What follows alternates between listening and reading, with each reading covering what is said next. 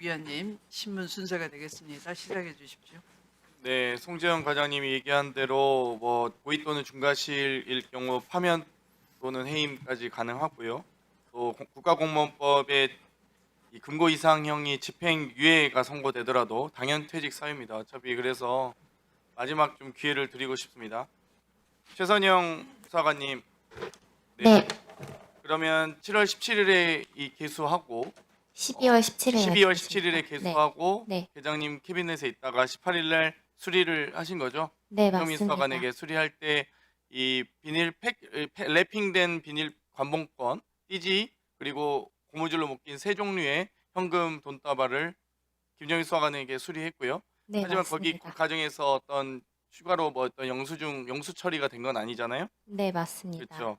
그러면 그때 이 분명히 인계를 접수를 잘 하신 거죠? 네, 맞습니다. 자, 그리고 접수하시면서 원형 보존 해달라고 3차례 정도 이야기하셨다고.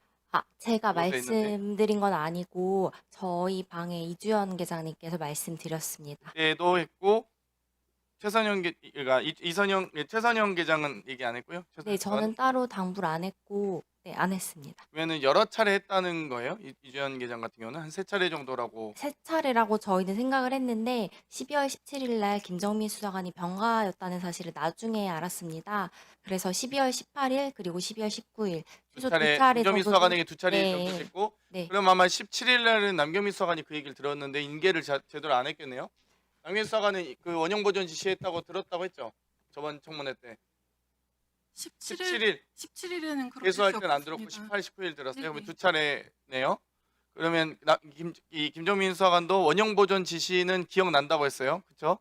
네, 맞습니다. 원형 보존 지시 받은 건 기억나잖아요. 네, 원형 보존 지시를 받으면서 기억이 나는데 이 랩핑된 관봉권이 기억이 안 난다는 거예요.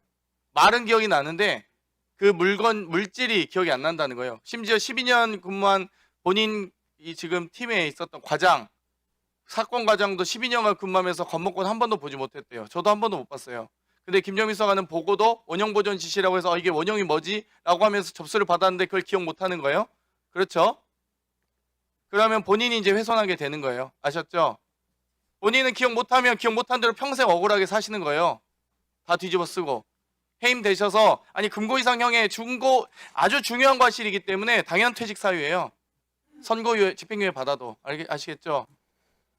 지금 최선영 계장이나 제가 보면 CCTV 다 접수 제대로 한 것 같아요. 그러니까 아마 최재형 검사도 아마 좀 다른 잘못은 제가 지적은 하겠지만 접수는 12월 19일까지도 수리 취소 요청을 할 때까지도 지금 접수는 제대로 된 걸로 보이거든요. 절차상. 네. 시간 더 드리세요.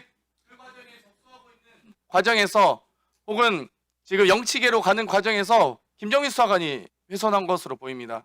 아시겠습니까? 뭐 본인은 뭐 몰라도 돼요. 기억 잘 못하시니까 자기가 왜 지금 해임됐는지도 모르고 왜 집행유예 받는지도 모르면서 아마 강제 퇴직 당하실 것 같아요. 그래서 꼭 기억을 하셔야 되는데 본인이 억울하면 뭐합니까? 본인이 자기 스스로를 입증하지 못하는데. 최재형 검사님, 뭐 수사 자신 있다, 아니 입증 못하시면 그렇게 하실 거예요. 아마 그리고 국정감사 내내 불려오실 겁니다만 제가 증인 신청했거든요. 그 최재형 검사님, 그 수사 자신 있다고 하셨는데 최소 6가지 정도의 의구심이 있습니다. 첫 번째, 압수물품에 대한 지문 감식하지 않은 것, 그리고 두 번째는 압수물 목록에 띠지나 관문권 스티커 형태를 구체적으로 적시하지 않은 것. 물론 여러 가지 과정에서 원형 보존 지시까지 했는데 내가 굳이 압수물 목록에 이거까지 써야 되냐라고 생각하실 수 있기는 하지만 그럼에도 불구하고 검사 생활 1, 2년 하신 것도 아니고 남부지검에서 지금 김정민 수사관은 그게 관행적으로 해왔다는 거예요. 자기는 다 띠지 떼고 다 돈 셌다. 본인 지금 진술 답안에 써 있거든요. 그리고 세 번째는 구속영장 기각당할 때 사유도 너무 한심합니다. 저는 고의로 혹은 좀 태만으로 직무 태만으로 구속영장 기각한 게 아닌가 싶을 정도로 어떻게 날짜와 금액과 방법을 구체적으로 적시하지 않고 특정하지 않고 구속영장을 신청합니까? 저는 그 부분 이해가 안 가고요. 네 번째는 인계할 때 어떤 수사팀에 다 인계했다고 하지만 보고 누락 일단 1월 9일 날 이 지휘체계에 보고하지 않으신 것, 그리고 심지어 인계하면서까지 보고하지 말라고 하신 것 자체가 본인의 혐의를 스스로 인정하거나 은폐하려고 했다라고 보고요.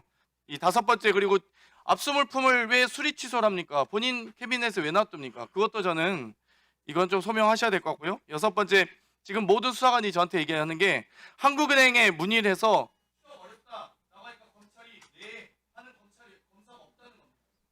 한국은행에 확인할 때 보통 추적 어렵다고 하더라도 어떤 추적이 어떻게 구체적으로 최소한의 이 발권자나 발권 당일이나 그때 이 입출입 기록이라도 있을 거란 거예요. 최소한 이 한국은행에